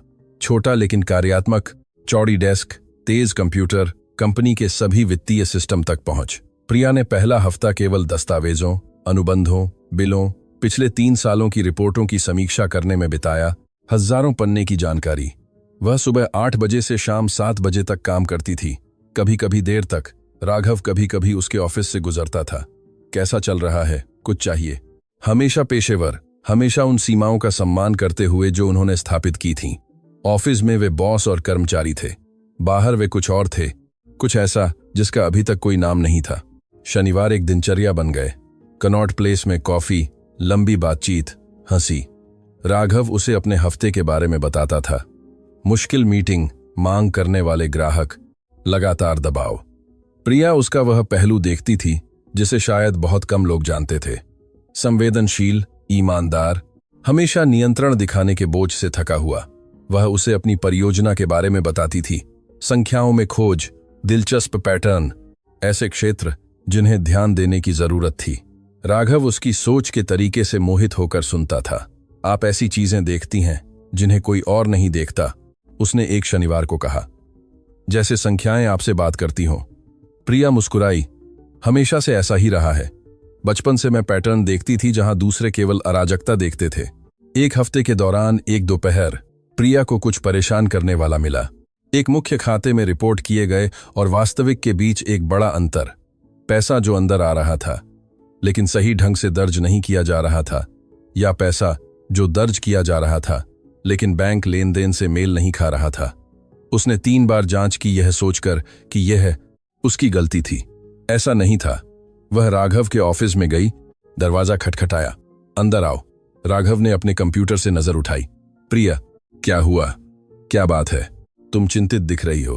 प्रिया ने दरवाजा बंद किया। मुझे कुछ मिला है, मुझे आपको दिखाना है। राघव तुरंत गंभीर हो गया। मुझे दिखाओ। प्रिया ने अपना लैपटॉप खोला और स्क्रीन साझा की। यह खाता है। जमा राशि लेखा रिकॉर्ड से मेल नहीं खा रही है। 6 महीनों में लगभग 200 का अंतर है। राघव ने भौहें चढ़ाईं। यह प्रशासनिक गलती हो सकती है। प्रिया ने इनकार किया। मैंने जांच की, यह गलती नहीं है, यह व्यवस्थित है। कोई पैसा घुमा रहा है और उसे सही ढंग से रिपोर्ट नहीं कर रहा है। राघव ने संख्याओं का अध्ययन किया। उसकी अभिव्यक्ति गहरी हो गई। आप सही हैं, यह सामान्य नहीं है। यह खाता कौन संभालता है? प्रिया ने अपने नोट्स जांचे। रोहन, आपकी टीम का सीनियर एनालिस्ट। राघव ने सोच समझकर सिर हिलाया। रोहन 8 साल से यहां है, वह भरोसेमंद है। प्रिया हिचकिचाई। मैं किसी पर आरोप नहीं लगा रही हूं, मैं बस आपको वह दिखा रही हूं जो मुझे मिला है। मुझे पता है राघव ने जवाब दिया, और मैं इसकी सराहना करता हूं कि आपने ऐसा किया। मैं जांच करूंगा। इस बीच ऑडिट के बाकी काम जारी रखें, किसी को भी इसके बारे में न बताएं। प्रिया ने सिर हिलाया। ठीक है। वह ऑफिस से असहज महसूस करते हुए निकली। उसे यह ढूंढना पसंद नहीं था। उसे किसी के लिए संभावित रूप से समस्याएं पैदा करना पसंद नहीं था। संगीत, लेकिन उसका काम अनियमितताओं को ढूंढना था, और यह एक अनियमितता थी। 2 दिन बाद राघव ने उसे अपने ऑफिस में बुलाया। दरवाजा बंद करो। प्रिया ने आज्ञा मानी। राघव थका हुआ लग रहा था। आप सही थीं। रोहन धन का गबन कर रहा था। ज्यादा नहीं, छोटी छोटी राशियां जो उसे लगा कि कोई नोटिस नहीं करेगा। मैंने उसका सामना किया। उसने परिया था, कबूल कर लिया। उसने मेरे उसे निकालने से पहले इस्तीफा दे दिया। प्रिया को बोझ महसूस हुआ। मुझे अफसोस है। आप यह ढूंढना नहीं चाहती थी, राघव ने कहा, लेकिन आपने मुझे बड़ी हानि से बचाया। अगर यह जारी रहता तो हम अंततः लाखों खो सकते थे। आपने सही किया। प्रिया ने सिर हिलाया, अच्छा महसूस नहीं करते हुए। रोहन का परिवार था, बच्चे थे। अब उसके पास नौकरी नहीं थी। राघव ने उसके दिमाग को पढ़ लिया। उसने वह निर्णय लिया। आपने नहीं, आपने बस ईमानदारी से अपना काम किया। यही मैंने आपसे मांगा था। अकाउंटेंसी टीम को अगले दिन पता चला रोहन अब वहां नहीं था। अफवाहें फैलीं। किसी ने उल्लेख किया कि नई लड़की ने कुछ पाया था। कविता प्रिया की डेस्क के पास आई। यह सच है? आपने उसे खोजा? प्रिया कुछ नहीं कह पाई। मैं ऑडिट कर रही थी। कविता ने उसे ऐसी अभिव्यक्ति के साथ देखा जिसे पढ़ना मुश्किल था। रोहन मेरा दोस्त था, लेकिन अगर वह चोरी कर रहा था तो आपने सही किया। सभी ने एक जैसा नहीं सोचा। अनिल ने उससे बात करना बंद कर दिया। श्रीमती सक्सेना ने उसे अपने ऑफिस में बुलाया। प्रिया, मुझे पता है कि आप बस अपना काम कर रही थीं, लेकिन अब टीम असहज है। कुछ लोगों को लगता है कि आपने उन्हें धोखा दिया। प्रिया को गुस्सा महसूस हुआ। मैंने कुछ गलत नहीं किया। मुझे पता है, श्रीमती ने जवाब दिया, लेकिन ऑफिस की गतिशीलता ऐसी ही होती है। उन्हें समय दें, वे भूल जाएंगे। लेकिन वे नहीं भूले। अगले हफ्ते तनावपूर्ण रहे। टीम उसे बातचीत से बाहर रखती थी। उसे दोपहर के भोजन के लिए आमंत्रित नहीं करती थी। उसके ईमेल का न्यूनतम ठंडेपन से जवाब देती थी। प्रिया ने खुद को फिर से अलग थलग महसूस किया। अलग, अपनी जगह से बाहर, जैसे जब वह साफ करती थी और कोई उसे नहीं देखता था। अब वे उसे देखते थे, लेकिन नाराजगी के साथ। शनिवार को वह कैफे में थकी हुई पहुंची। राघव ने तुरंत ध्यान दिया। क्या बात है? प्रिया ने उसे ऑफिस के माहौल के बारे में बताया कि वे उसके साथ कैसा व्यवहार कर रहे थे, फिर से अकेला महसूस करने के बारे में। राघव ने बढ़ती गंभीरता के साथ सुना। यह मेरी गलती है। नहीं, प्रिया ने कहा, यह सही काम करने का परिणाम है, लेकिन फिर भी दर्द होता है। राघव ने मेज पर उसका हाथ पकड़ा, एक साधारण इशारा जिसने प्रिया को गर्मी महसूस कराई। मुझे अफसोस है कि आप इससे गुजर रही हैं, लेकिन आप नहीं बदली। दुनिया आपके चारों ओर बदल गई। कुछ लोग यह नहीं संभाल सकते कि आप अपना काम अच्छा करें, क्योंकि यह उन्हें याद दिलाता है कि वे ऐसा नहीं करते। प्रिया ने उसका हाथ कसकर पकड़ा। समझने के लिए धन्यवाद। वे थोड़ी देर ऐसे ही रहे, हाथ एक दूसरे में पिरोए हुए, एक शांत संबंध। आखिरकार राघव ने ज्यादा धीरे से बात की। प्रिया, मुझे आपसे कुछ कहना है। उसने उसे देखा। क्या? संगीत, ये शनिवार मेरे हफ्ते का सबसे अच्छा हिस्सा बन गए हैं। मैं हर एक का इंतजार करता हूं। मैं सोचता हूं कि मैं आपको क्या बताऊंगा। आप क्या कहेंगी? आप कैसे मुस्कुराती हैं जब आप किसी ऐसी चीज के बारे में बात करती हैं जिसके प्रति आप भावुक हैं? प्रिया का दिल तेज हो गया। राघव ने जारी रखा। मुझे पता है कि हमने कहा था कि हम सिर्फ दोस्त रहेंगे, कि हम चीजों को पेशेवर रखेंगे, लेकिन मुझे उससे ज्यादा महसूस होता है, और मुझे लगता है कि आपको भी। प्रिया ने अपना हाथ हटा लिया। मैं नहीं कर सकती। राघव ने सिर हिलाया। क्यों? आप जानते हैं क्यों? क्योंकि पिछली बार जब मैंने किसी पर भरोसा किया था तो उन्होंने मुझे ऐसे कर्ज में छोड़ दिया था जो मेरे नहीं थे, क्योंकि मुझे डर लगता है। मैं समझता हूं, राघव ने कहा, लेकिन मैं वह नहीं हूं। प्रिया ने उसे आंसुओं से भरी आंखों से देखा। मुझे कैसे पता चलेगा? मुझे कैसे पता चलेगा कि आप मुझे चोट नहीं पहुंचाएंगे? राघव ने गहरी सांस ली। आपको नहीं पता। मैं आपको गारंटी नहीं दे सकता, कोई नहीं दे सकता, लेकिन मैं आपको समय दे सकता हूं। मैं आपको धैर्य दे सकता हूं। मैं आपको ईमानदारी दे सकता हूं, और मैं आपसे वादा कर सकता हूं कि मैं आपको कभी भी कम नहीं देखूंगा, कि मैं हमेशा आपका सम्मान करूंगा, कि आपके फटे जूतों ने मुझे गरिमा के बारे में किसी भी चीज से ज्यादा सिखाया जो मैंने अपनी विशेष अधिकार वाली जिंदगी में सीखी। शब्दों ने प्रिया में कुछ तोड़ दिया। वह कैफे में ही रोने लगी। राघव ने उसे नैपकिन दिए। कुछ नहीं कहा, बस इंतजार किया। जब वह शांत हो गई, उसने बात की। मुझे डर लगता है राघव। मुझे पता है, मुझे भी। आपको क्यों? क्योंकि मैंने यह अपने विवाह से पहले कभी महसूस नहीं किया था। क्योंकि मेरी पूर्व पत्नी ने मुझे यह महसूस करा दिया था कि मैं पर्याप्त नहीं था, कि पैसा ही मुझमें एकमात्र मूल्यवान चीज थी। और आप मुझे अलग तरीके से देखते हैं। आप मुझे पर्याप्त महसूस कराती हैं बिना कुछ साबित किए। प्रिया ने अपने आंसू पोंछे। मुझे नहीं पता कि मैं यह कर सकती हूं या नहीं। मैं आज आपसे निर्णय लेने के लिए नहीं कह रहा हूं, राघव ने जवाब दिया। मैं बस आपको बता रहा हूं कि मुझे कैसा महसूस होता है। जितना समय चाहिए ले लो, मैं यहीं रहूंगा। उस रात प्रिया अपने किराए के कमरे में भ्रमित महसूस करते हुए पहुंची। उसने अपना कैलेंडर जांचा। पूरा कर्ज चुकाने में 2 और हफ्ते, उस अध्याय को बंद करने में 2 हफ्ते। शायद तब वह एक नई संभावना के लिए खुद को खोल सकती थी। शायद तब वह तैयार होगी। सोमवार को वह नए दृढ़ संकल्प के साथ ऑफिस लौटी। उसने ऑडिट पर काम करना जारी रखा। उसने टीम की ठंडक को नजरअंदाज किया। उसने संख्याओं पर, पैटर्न पर, अपना काम अच्छी तरह से करने पर ध्यान केंद्रित किया। 1 हफ्ते बाद उसने एक और अनियमितता पाई। छोटी, कम स्पष्ट, लेकिन वह वहां थी। इस बार उसने बिना किसी हिचकिचाहट के सीधे राघव को रिपोर्ट की। उसने जांच की। यह एक वास्तविक गलती निकली। धोखाधड़ी नहीं, लेकिन इसने पुष्टि की कि प्रिया पूरी तरह से सावधानीपूर्वक पेशेवर थी। ठीक वही जो उसे चाहिए था। 2 हफ्ते बाद प्रिया ने अपने कर्ज का आखिरी भुगतान किया। एक बैंक हस्तांतरण जिसने उसके खाते को लगभग खाली कर दिया, लेकिन उसकी आत्मा को हल्का कर दिया। 5 लाख चुकाए गए। वह पैसा जो उसे कभी नहीं देना चाहिए था, लेकिन जिसे उसने पसीने और अनुशासन से चुकाया था। उसने 2 सालों में पहली बार खुद को आजाद महसूस किया। उस शनिवार को वह हाथ में एक थैले के साथ कैफे पहुंची। राघव ने तुरंत ध्यान दिया। क्या है उसमें? प्रिया मुस्कुराई। खोलिए। राघव ने थैला खोला और जूतों का एक डिब्बा निकाला। उसने उसे खोला। संगीत, नए स्नीकर्स, सफेद, साधारण, लेकिन नए। प्रिया ने मेज के नीचे अपने फटे जूते उतारे और नए पहन लिए। वे उसे बिल्कुल फिट थे। आपने कर्ज चुका दिया, राघव ने एक बड़ी मुस्कान के साथ कहा। प्रिया ने सिर हिलाया। मैंने कल खत्म किया। ये मेरी आजादी के जूते हैं। राघव ने उसे कोमलता से देखा। कैसा लग रहा है प्रिया? उसने सोचा। यह नए सिरे से शुरू करने जैसा लगता है। फिर से भरोसा करने में सक्षम होने जैसा लगता है। तैयार होने जैसा लगता है। राघव निहितार्थ समझ गया। आप कह रही हैं? प्रिया ने मेज पर उसका हाथ बढ़ाया। मैं कह रही हूं कि मैं कोशिश करना चाहती हूं, कि मुझे डर लगता है, लेकिन मैं बहादुर बनना चाहती हूं, कि मुझे लगता है कि आप अलग हैं, कि शायद मैं खुश रहने लायक हूं। राघव ने उसका हाथ कसकर पकड़ा। आप इससे भी ज्यादा लायक हैं। वे एक दूसरे को देखते रहे। एक वास्तविक, ईमानदार संबंध, वर्ग या काम या डर की बाधाओं के बिना। बस 2 लोग जो अप्रत्याशित परिस्थितियों में मिले थे और कुछ वास्तविक बनाया था। प्रिया मुस्कुराई। तो यह एक आधिकारिक डेट है, दोस्तों की कॉफी नहीं। राघव भी मुस्कुराया।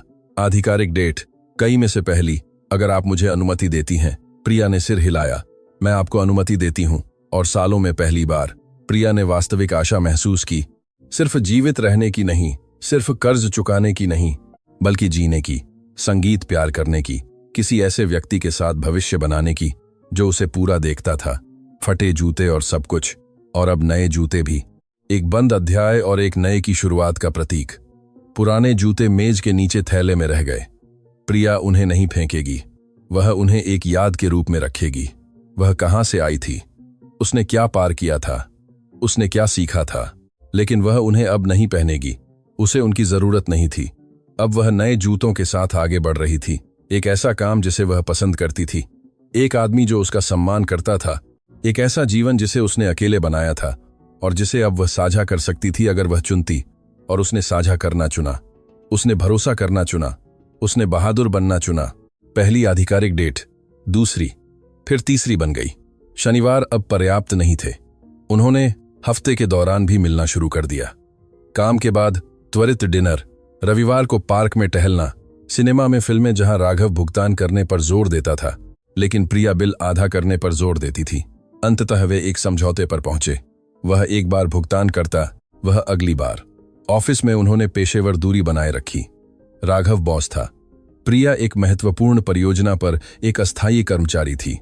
किसी को नहीं पता था कि इमारत के बाहर वे कुछ और थे, और ऐसा ही होना चाहिए था।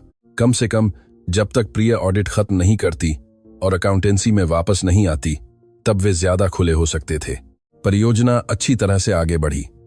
प्रिया ने हर खोज, सुधार के हर क्षेत्र, हर प्रक्रिया जिसे अनुकूलित किया जा सकता था का दस्तावेजीकरण किया।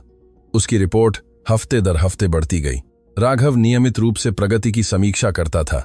उन मीटिंग्स के दौरान हमेशा पेशेवर रहता था, लेकिन कभी कभी उनकी नजरें मिलती थीं और वहां कुछ होता था। गर्मी, मिलीभगत, एक संबंध जो संख्याओं और अनुमानों से परे था। ऑडिट शुरू करने के 2 महीने बाद प्रिया खत्म करने के करीब थी। एक दोपहर अकाउंटेंसी टीम की कविता ने उसके दरवाजे पर दस्तक दी। क्या मैं अंदर आ सकती हूं? प्रिया ने आश्चर्यचकित होकर नजर उठाई। जरूर। कविता अंदर आई और दरवाजा बंद कर दिया। वह डेस्क के सामने बैठ गई। मुझे माफी मांगनी है। प्रिया ने पलकें झपकाईं। क्यों? क्योंकि मैंने रोहन के बाद आपके साथ बुरा व्यवहार किया। क्योंकि जब आप बस अपना काम कर रही थीं, तब टीम ने आपको अलग थलग कर दिया। यह सही नहीं था। प्रिया ने इनकार किया।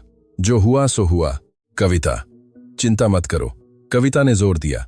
मुझे कहना होगा, रोहन मेरा दोस्त था, लेकिन वह जो कर रहा था वह गलत था।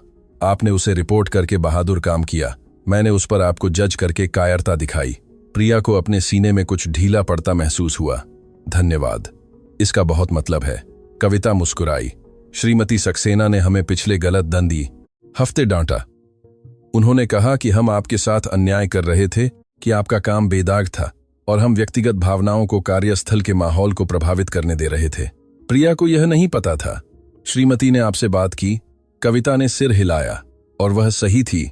तो मैं ये कहने आई हूं कि मुझे अफसोस है और कल हमारे साथ दोपहर का भोजन करने के लिए आपको आमंत्रित करने आई हूं, अगर आप चाहती हैं। प्रिया वास्तविक रूप से मुस्कुराई। मुझे बहुत अच्छा लगेगा। कविता खड़ी हो गई। उत्तम, तो कल मिलते हैं। वह प्रिया को आशा महसूस करते हुए छोड़ गई। शायद चीजें बेहतर हो सकती थीं। शायद उसे काम के अलावा सहकर्मी भी मिल सकते थे। अगले दिन उसने टीम के साथ दोपहर का भोजन किया। अनिल अभी भी ठंडा था, लेकिन कविता और अन्य दयालु थे। उन्होंने सामान्य चीजों के बारे में बात की। सप्ताहांत की योजनाएं, टेलीविजन सीरीज, ऑफिस की मासूम गपशप। प्रिया को रोहन की घटना के बाद पहली बार शामिल महसूस हुआ। उस रात उसने राघव के साथ एक छोटे से रेस्तरां में डिनर किया, इमारत से दूर। उसने उसे कविता की माफी के बारे में बताया कि माहौल कैसे सुधर रहा था। राघव मुस्कुराते हुए सुन रहा था। मुझे खुशी है, आप शांति से काम करने लायक हैं। प्रिया ने पानी का घूंट लिया। और आपका दिन कैसा रहा? राघव ने मुंह बनाया। जटिल। हमारे पास एक बड़ा ग्राहक है जो अनुबंध खत्म करने पर विचार कर रहा है। उनका कहना है कि हमारी सेवाएं बहुत महंगी हैं। वे सस्ते विकल्प तलाश रहे हैं। प्रिया ने भौहें चढ़ाईं। लेकिन आप प्रतियोगिता से बेहतर परिणाम देते हैं। हाँ, राघव ने जवाब दिया। लेकिन मुश्किल समय में कंपनियां गुणवत्ता से पहले कीमत देखती हैं। प्रिया ने सोचा, आप एक अलग पैकेज पेश कर सकती हैं, वही सेवा, लेकिन चरणों में। वे शुरुआत में कम भुगतान करें और जैसे जैसे परिणाम देखें ज्यादा भुगतान करें। राघव ने उसे दिलचस्पी से देखा। समझाओ। प्रिया आगे झुकी। अभी आप सब कुछ पहले ही चार्ज करते हैं। यह तंग बजट वाले ग्राहकों को डराता है। यदि आप डिलीवरेबल्स के आधार पर भुगतान योजना पेश करती हैं, तो आप जोखिम साझा करती हैं। वे शुरुआत में कम भुगतान करते हैं, आप धीरे धीरे मूल्य साबित करती हैं, सभी को फायदा होता है। राघव ने विचार को संसाधित किया। यह काम कर सकता है। मुझे पहले यह क्यों नहीं सूझा? प्रिया मुस्कुराई। क्योंकि आप एक बड़े उद्यमी की तरह सोचते हैं।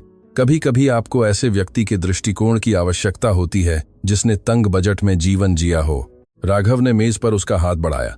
मुझे इसलिए पसंद हो, सिर्फ इसलिए नहीं कि आप कैसी दिखती हैं या मुझे कैसा महसूस कराती हैं, बल्कि इसलिए कि आप कैसे सोचती हैं। आपकी बुद्धिमत्ता के लिए। जहां मैं समस्याएं देखता हूं, वहां समाधान देखने के लिए। प्रिया को गालों पर गर्मी महसूस हुई। राघव ने जारी रखा। मैं आपको अपने परिवार से मिलवाना चाहता हूं। प्रिया को घबराहट महसूस हुई। इतनी जल्दी? राघव को एहसास हुआ। बहुत ज्यादा है। मुझे अफसोस है। प्रिया ने गहरी सांस ली। ऐसा नहीं है कि मैं नहीं चाहती, यह है कि आपका परिवार मेरे से अलग है। राघव ने पूरा किया। मुझे पता है, लेकिन इससे कोई फर्क नहीं पड़ता, कम से कम मेरे लिए। प्रिया ने अपने कांटे से खेला। वे क्या सोचेंगे कि उनका बेटा, सफल सीईओ, किसी ऐसे व्यक्ति के साथ डेटिंग कर रहा है जिसने कुछ महीने पहले तक फर्श साफ किए थे? राघव ने उसका हाथ कसकर पकड़ा। वे सोचेंगे कि मैं किसी अद्भुत व्यक्ति के साथ हूं, कोई मेहनती, ईमानदार, बुद्धिमान। यही मायने रखता है। प्रिया उस पर विश्वास करना चाहती थी। ठीक है, कब? अगले सप्ताहांत, राघव ने जवाब दिया। जयपुर में मेरे माता पिता के घर पर डिनर। हम शनिवार को रुकेंगे, रविवार को वापस आएंगे। प्रिया को घबराहट महसूस हुई, लेकिन उसने सिर हिलाया। ठीक है, राघव मुस्कुराया। संगीत, सच में? प्रिया भी मुस्कुराई, हालांकि कांप रही थी। सच में, मैं आपके परिवार से मिलूंगी। बस एक बात का वादा करो। क्या? अगर वे मेरे अतीत के बारे में कुछ भी अपमानजनक कहते हैं तो आप मेरा बचाव करेंगे? राघव गंभीर हो गया। वे कुछ भी अपमानजनक नहीं कहेंगे, क्योंकि मैंने उन्हें बेहतर ढंग से पाला है। लेकिन अगर कोई हिम्मत करता है तो मैं सिर्फ आपका बचाव ही नहीं करूंगा। हम तुरंत निकल जाएंगे। प्रिया को राहत महसूस हुई। धन्यवाद। कोई बात नहीं, राघव ने जवाब दिया। आप मेरे लिए महत्वपूर्ण हैं। प्रिया, मैं चाहता हूं कि मेरा परिवार यह जाने। अगले शुक्रवार को उन्होंने काम जल्दी खत्म कर दिया। राघव प्रिया को उसके अपार्टमेंट से लेने आया। उसने उस अवसर के लिए एक नई कुर्ती खरीदी थी। महंगी नहीं, लेकिन प्रेजेंटेबल। नए जूते जो वह अब गर्व से पहनती थी। रात बिताने के लिए कपड़ों से भरा एक छोटा सूटकेस। वह राघव की कार में बैठी, अपने पेट में तितलियां महसूस करते हुए। जयपुर की यात्रा में 3 घंटे लगे। उन्होंने पूरे रास्ते बात की। राघव ने उसे अपने बचपन के किस्से सुनाए। कैसे उसके पिता ने अपना पहला व्यवसाय शून्य से बनाया था, कैसे उसकी मां ने सचिव के रूप में काम किया था जबकि उसके पिता कंपनी स्थापित कर रहे थे। हमारे पास हमेशा पैसा नहीं था, उसने समझाया। मेरे माता पिता संघर्ष को जानते हैं, इसलिए मुझे लगता है कि वे आपसे जुड़ेंगे। वे एक बड़े लेकिन आडंबरहीन घर पहुंचे, सुंदर, आरामदायक। राघव के माता पिता प्रवेश द्वार पर उनका इंतजार कर रहे थे। उसके पिता 60 के दशक के एक व्यक्ति थे, सफेद बाल, एक दयालु मुस्कान। उसकी मां एक सुरुचिपूर्ण लेकिन गर्मजोशी वाली महिला थी। दोनों ने राघव को प्यार से गले लगाया। मां, पिताजी, यह प्रिया है। श्रीमती शर्मा ने हाथ बढ़ाया। आपसे मिलकर बहुत अच्छा लगा। प्रिया, राघव ने आपके बारे में बहुत कुछ बताया है। प्रिया ने उनका हाथ मिलाया। आपसे मिलकर बहुत अच्छा लगा, श्रीमती जी। मिस्टर शर्मा ने भी अभिवादन किया। स्वागत है, अंदर आइए। डिनर लगभग तैयार है। वे परिवार की तस्वीरों से भरे घर में दाखिल हुए। बचपन में राघव, उसकी बहन अलग अलग उम्र में, सामान्य जीवन के पल कैद किए हुए। कोई दिखावा नहीं था, बस परिवार। प्रिया ज्यादा सहज महसूस करने लगी। डिनर के दौरान राघव की मां ने सवाल पूछे। आप कहां से हैं? आपने क्या पढ़ाई की?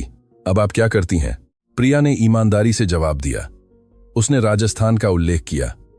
उसने विश्वविद्यालय छोड़ने का उल्लेख किया, अकाउंटेंसी में काम करने का उल्लेख किया। उसने किसी भी चीज के बारे में झूठ नहीं बोला। उसने यह भी उल्लेख नहीं किया कि वह पहले साफ करती थी। यह शर्म की बात नहीं थी, बस अभी प्रासंगिक नहीं था। राघव के पिता ने ऑडिट के बारे में पूछा। मैंने सुना है कि आपको महत्वपूर्ण अनियमितताएं मिली। प्रिया ने सिर हिलाया। हाँ सर, यह असहज था, लेकिन जरूरी था। मिस्टर शर्मा ने अनुमोदन में सिर हिलाया।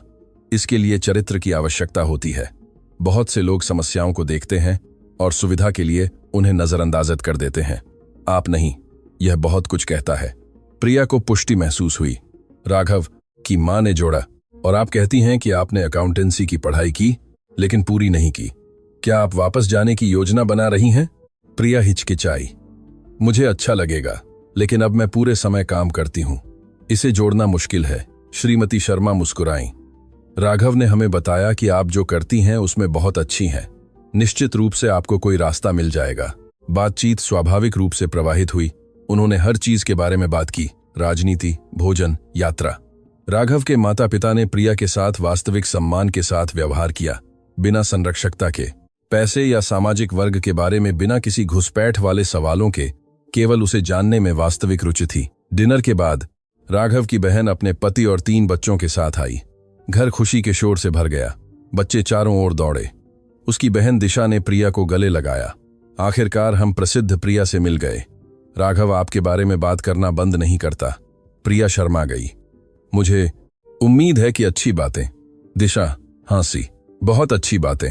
वह कहता है कि आप सबसे वास्तविक व्यक्ति हैं जिससे वह मिला है। बच्चों ने राघव को खेलने के लिए खींचा। प्रिया ने देखा कि वह उनके साथ कैसे बदल जाता है। हंसता, दौड़ता, एक उपस्थित चाचा बन जाता है। दिशा प्रिया के पास बैठ गई। आप उसे पसंद करती हैं, है ना? प्रिया ने सिर हिलाया। बहुत। दिशा मुस्कुराई। अच्छा है, क्योंकि वह भी आपके लिए पागल है। यह दिखता है कि वह आपको कैसे देखता है। उस रात प्रिया गेस्ट रूम में सोई। राघव अपने पुराने कमरे में, अलग अलग लेकिन एक ही छत के नीचे। प्रिया घंटों तक सो नहीं पाई। दिन के बारे में सोचती रही कि परिवार ने उसे कैसे स्वीकार किया था, कि राघव अपने लोगों के साथ कैसा था, कि सब कुछ कैसे सही लग रहा था। अगले दिन उन्होंने परिवार के साथ नाश्ता किया। बच्चे चाहते थे कि राघव ज्यादा देर रुके। उसने जल्द ही उनसे मिलने का वादा किया। मां ने विदा लेते प्रिया को गले लगाया। जब चाहे वापस आइए बेटी, आपका यहां स्वागत है। प्रिया को आंसू महसूस हुए। धन्यवाद श्रीमती जी। श्रीमती शर्मा ने इनकार किया। मुझे मासी कहो, हम अब परिवार हैं। वापसी की यात्रा पर प्रिया चुप थी। राघव ने ध्यान दिया। सब ठीक है? प्रिया ने सिर हिलाया। ठीक से ज्यादा। आपका परिवार अद्भुत है। राघव मुस्कुराया। आपको वे पसंद आए? प्रिया ने उसे देखा। उन्होंने मेरे साथ एक बराबर के रूप में व्यवहार किया। एक परियोजना के रूप में नहीं, दान के रूप में नहीं, एक व्यक्ति के रूप में। राघव ने उसका हाथ पकड़ा। क्योंकि आप वही हैं। प्रिया को अपने सीने में कुछ निश्चित रूप से बैठता महसूस हुआ। यह वास्तविक था। यह काम कर सकता था। वर्ग भेद मायने नहीं रखते थे। जब आपसी सम्मान था, जब वास्तविक प्यार था। वे शाम को मुंबई पहुंचे। राघव उसे उसके अपार्टमेंट तक छोड़ने गया। उन्होंने एक लंबे चुंबन के साथ विदा ली। मैं तुमसे प्यार करता हूं, राघव ने उसके होठों पर कहा। यह पहली बार था जब उसने ऐसा कहा था। प्रिया को उन शब्दों का प्रभाव महसूस हुआ। मैं भी तुमसे प्यार करती हूं, उसने जवाब दिया। और उसने सच में कहा। वह अपने अपार्टमेंट में गई, यह निश्चितता महसूस करते हुए कि उसे कुछ वास्तविक मिल गया था। कोई ऐसा जो उसे पूरा देखता था, जो उसके अतीत का सम्मान करता था, जो उसके भविष्य में विश्वास करता था, जो उसके वर्तमान से प्यार करता था। पुराने जूते उसकी अलमारी में रखे हुए थे, जो उसने पार किया था उसकी याद दिलाते थे। लेकिन नए जूते उसके पैरों में थे। एक नई जिंदगी, एक नए प्यार, एक खुले भविष्य का प्रतीक। अगले हफ्ते प्रिया ने पूरा ऑडिट खत्म कर दिया। 3 महीने का काम 120 पन्ने की रिपोर्ट में संक्षिप्त किया गया। खोजें, सिफारिशें, बचत के अनुमान, विस्तृत कार्यान्वयन योजना। उसने इसे सौंपने से पहले 5 बार जांच की।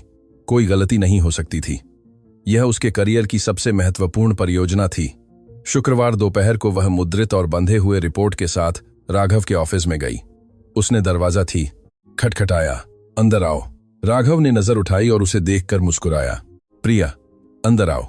वह अंदर गई और रिपोर्ट उसकी डेस्क पर रख दी। मैंने खत्म कर दिया, सब कुछ यहां है। राघव ने दस्तावेज को सावधानी से लिया, लगभग श्रद्धा से। मुझे इसे पूरी तरह से समीक्षा करने के लिए समय चाहिए, लेकिन मैं आपको पहले कुछ कहना चाहता हूं। प्रिया ने इंतजार किया। इन 3 महीनों में आपने वह काम किया है जो आमतौर पर 6 महीने लगते हैं। आपने ऐसी समस्याएं ढूंढी हैं जो सालों से छिपी हुई थीं। आपने ऐसे समाधान प्रस्तावित किए हैं जो इस कंपनी को इस तिमाही में लाखों बचाएंगे। यह असाधारण है। धन्यवाद, प्रिया ने गर्व महसूस करते हुए जवाब दिया। राघव ने जारी रखा। मैं आपको एक स्थायी पद की पेशकश करना चाहता हूं। बुनियादी अकाउंटेंसी में नहीं, बल्कि एक सीनियर वित्तीय विश्लेषक के रूप में सीधे मुझे रिपोर्ट करते हुए। मासिक वेतन 60,000। प्रिया को प्रभाव महसूस हुआ। 60,000। यह अब जो वह कमाती थी उसका लगभग 2 गुना था। लेकिन एक शर्त है, राघव ने जोड़ा। प्रिया का पेट सिकुड़ गया। क्या? कि अगर आप स्वीकार करती हैं तो हमें अपने रिश्ते को सार्वजनिक करना होगा। मैं आपको मुझे रिपोर्ट करते हुए और गुप्त रूप से आपके साथ बाहर नहीं जा सकता। यह हितों का टकराव होगा। तो आपके पास 2 विकल्प हैं। आप पद स्वीकार करती हैं और हम रिश्ते को सार्वजनिक करते हैं, या आप पद को अस्वीकार करती हैं, श्रीमती सक्सेना के साथ अकाउंटेंसी में वापस जाती हैं और हम बिना किसी के जाने बाहर जाते रहते हैं। प्रिया ने विकल्पों को संसाधित किया। दोनों वैध थे, दोनों समझ में आते थे। आप क्या पसंद करते हैं? राघव ने पूछा। उसने गहरी सांस ली। मैं पसंद करता हूं कि आप वह निर्णय लें जो आपको खुश करता है। लेकिन अगर आप मुझसे पूछते हैं कि मैं क्या चाहता हूं, तो मैं दोनों चीजें चाहता हूं। मैं चाहता हूं कि आप मेरे साथ काम करें क्योंकि आप सबसे अच्छी हैं, और मैं चाहता हूं कि दुनिया जाने कि मैं आपके साथ हूं क्योंकि मुझे उस पर गर्व है जो हमारे पास है। प्रिया को गर्मी महसूस हुई। मुझे सोचने की जरूरत नहीं है। मैं पद स्वीकार करती हूं और रिश्ते को सार्वजनिक करना स्वीकार करती हूं। राघव मुस्कुराया। सच में? प्रिया ने सिर हिलाया। सच में, मैं अब छिपना नहीं चाहती। मुझे अब डर नहीं लगता। राघव डेस्क के चारों ओर आया और उसे गले लगा लिया। प्रिया ने पूर्ण शांति महसूस करते हुए जवाब दिया। यह सही था, वह यही चाहती थी। जब वे अलग हुए, राघव ने पूछा, आज रात की कोई योजना है? प्रिया ने इनकार किया। क्यों? क्योंकि मैं आपकी नई स्थिति, हमारे भविष्य, सब कुछ मनाना चाहता हूं। उस रात वे एक सुरुचिपूर्ण रेस्तरां में गए। राघव ने एक ऐसी जगह पर आरक्षण किया था जिसे प्रिया पहले कभी नहीं खरीद सकती थी, लेकिन अब अपने नए वेतन के साथ शायद किसी दिन कर सकती थी। उन्होंने शराब ऑर्डर की, डिनर किया, हर चीज के बारे में बात की, योजनाएं, सपने, संभावनाएं। राघव ने मेज पर उसका हाथ पकड़ा। प्रिया, मैं आपसे कुछ महत्वपूर्ण पूछना चाहता हूं। उसके दिल की धड़कन तेज हो गई। क्या? राघव ने अपनी जेब से एक छोटा सा डिब्बा निकाला। प्रिया को तुरंत आंसू महसूस हुए। यह अभी अंगूठी नहीं है, राघव ने जल्दी से स्पष्ट किया। मुझे पता है कि इसके लिए अभी जल्दी है, लेकिन मैं आपको कुछ ऐसा देना चाहता हूं जो यह दर्शाता है कि आप मेरे लिए क्या मायने रखती हैं। उसने डिब्बा खोला। अंदर जूते के आकार का एक नाजुक हार था। प्रिया ने हंसी और आंसुओं के बीच भ्रमित होकर उसे देखा। एक जूता। राघव मुस्कुराया, यह याद दिलाने के लिए कि फटे जूते आपको यहां तक लाए, कि संघर्ष में गरिमा सुंदर है, कि आप कभी न भूलें कि आप कहां से आई हैं, लेकिन यह भी याद दिलाने के लिए कि आप नए जूतों के साथ एक नई जिंदगी के साथ आगे बढ़ने लायक हैं, मेरे साथ, अगर आप मुझे अनुमति देती हैं। प्रिया बोल नहीं पाई, बस आंसू बहते हुए उसने सिर हिलाया। राघव खड़ा हुआ, मेज के चारों ओर आया और उसे हार पहनाया। यह उसकी गर्दन पर बिल्कुल फिट बैठ गया। मैं तुमसे प्यार करता हूं, प्रिया, जितना मैंने कभी किसी से प्यार करने की कल्पना नहीं की थी। प्रिया ने उसे गले लगा लिया। मैं भी तुमसे प्यार करती हूं, इतना कि डर लगता है। वे ऐसे ही गले लगे रहे एक सुरुचिपूर्ण रेस्तरां के बीच में, किसी की नजरों की परवाह किए बिना। जब वे अपनी सीटों पर लौटे, प्रिया ने लटकन को छुआ। यह एकदम सही है। राघव मुस्कुराया। तुम्हारे जैसी। प्रिया ने इनकार किया। मैं सही नहीं हूं। मुझे डर, असुरक्षाएं, घाव हैं। मुझे पता है, राघव ने जवाब दिया। मुझे भी, लेकिन यही हमें वास्तविक बनाता है और वास्तविक सही से बेहतर है। उन्होंने पूर्ण शांति में डिनर खत्म किया। वे हाथ में हाथ डालकर सड़कों पर चलते हुए बाहर निकले, कुछ भी नहीं छिपाते हुए, बस वे थे। जब वे राघव की कार तक पहुंचे, उसने पूछा, क्या आप चाहती हैं कि मैं आपको घर छोड़ दूं? प्रिया ने इनकार किया। मैं आज रात आपके साथ रहना चाहती हूं, अगर आप चाहते हैं। राघव ने उसे गंभीरता से देखा। क्या आप निश्चित हैं? प्रिया ने सिर हिलाया। पूरी तरह से निश्चित। वे राघव के अपार्टमेंट में गए। सुरुचिपूर्ण, विशाल, 20वीं मंजिल से शहर का नजारा। प्रिया को लगा कि वह एक दहलीज पार कर रही थी, न केवल शारीरिक बल्कि भावनात्मक भी। यहां वह पूरी तरह से भरोसा कर रही थी, बिना किसी हिचकिचाहट के खुद को समर्पित कर रही थी और उसे डर नहीं था। वह रात एकदम सही थी, शारीरिक रूप से बेदाग होने के कारण नहीं, बल्कि भावनात्मक रूप से ईमानदार होने के कारण। दो लोग बिना मुखौटों के, बिना दिखावे के जुड़ रहे थे, बस वास्तविक प्यार। अगली सुबह वे गले लगे हुए उठे। प्रिया ने राघव को सोते हुए देखा। आरामदायक चेहरे, संवेदनशील, मानवीय, करोड़पति सीईओ नहीं, बस वह आदमी जिससे वह प्यार करती थी। राघव ने आंखें खोलीं और उसे अपनी ओर देखते हुए पाया। शुभ प्रभात, उसने बड़बड़ाया। शुभ प्रभात, उसने जवाब दिया। उन्होंने एक साथ नाश्ता किया।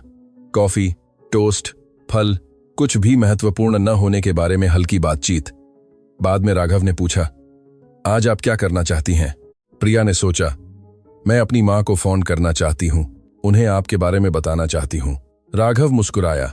मुझे उनसे किसी दिन मिलना अच्छा लगेगा। प्रिया ने सिर हिलाया। जल्द ही हम एक साथ राजस्थान जा सकते हैं। उसने बालकनी से अपनी मां को फोन किया। मां, मुझे आपको कुछ बताना है, मैं किसी से मिली हूं। प्रिया की मां ने राघव के बारे में पूरी कहानी सुनी, नई नौकरी के बारे में, सालों में पहली बार खुश महसूस करने के बारे में। मेरी बेटी, मुझे बहुत खुशी है, तुम खुश रहने लायक हो। मैं उससे कब मिलूंगी? जल्द ही मां, मैं वादा करती हूं। जब उसने फोन रखा तो राघव ने उसे पीछे से गले लगा लिया। सब ठीक है, प्रिया ने सिर हिलाया। ठीक से ज्यादा, मेरी मां आपसे मिलना चाहती हैं। राघव ने उसकी गर्दन पर चुंबन किया। मैं भी उनसे मिलना चाहता हूं, हम अगले सप्ताहांत चलते हैं। प्रिया मुड़ी। सच में? राघव ने सिर हिलाया। सच में, मैं जानना चाहता हूं कि आप कहां से आई हैं। आपके परिवार से मिलना चाहता हूं। हर तरह से इसे आधिकारिक बनाना चाहता हूं। सोमवार को वे एक साथ इमारत में पहुंचे, हाथ में हाथ डाले। कुछ कर्मचारी आश्चर्यचकित होकर देखे, कुछ मुस्कुराए।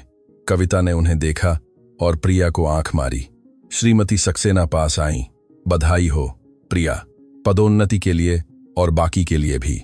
प्रिया मुस्कुराई। धन्यवाद मैडम। अगले हफ्ते समायोजन के थे।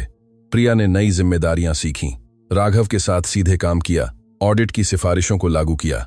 उन्होंने तत्काल परिणाम देखे, लागत बचत, बेहतर दक्षता, संतुष्ट ग्राहक। 1 महीने बाद राघव ने सभी कर्मचारियों के साथ एक मीटिंग बुलाई।